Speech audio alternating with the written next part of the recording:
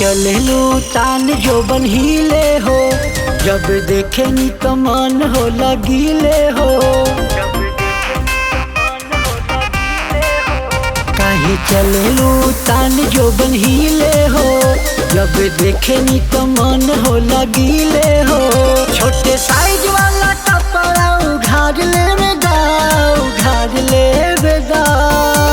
हे रानी हमरो के माजा तानी मार ले बेदा। हई जवानी के पसीना तानी झाड़ ले बेदा। हे रानी हमरो के माजा तानी मार ले बेदा। हई जवानी के पसीना तानी गाड़ ले बेदा।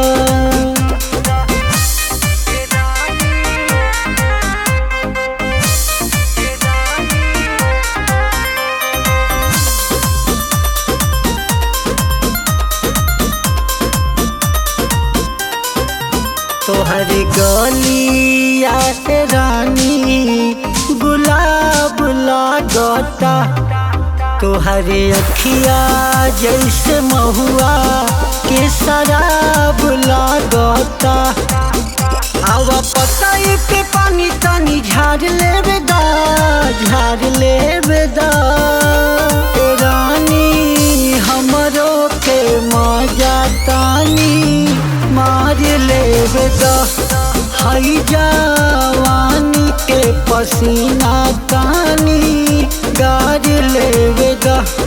रानी हमरो के मजा तानी मार ले बेदा। हई जवानी के पसीना तानी गाड़ ले बेदा।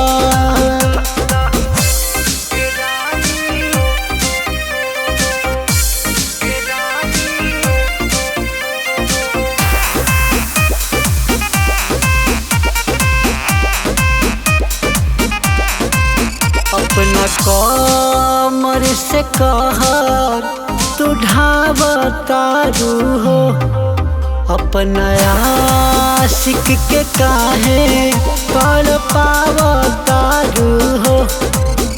तोहरा चसन में चीजवा ढार ले बेदा, ढार ले बेदा। हे रानी हमरो के मजा तानी मार ले बेदा। हई जवानी के पसीना तानी गाड़ ले बेदा। रानी हमरो के मजा तानी मार ले बेदा। हई जवानी के पसीना तानी गाड़ ले बेदा।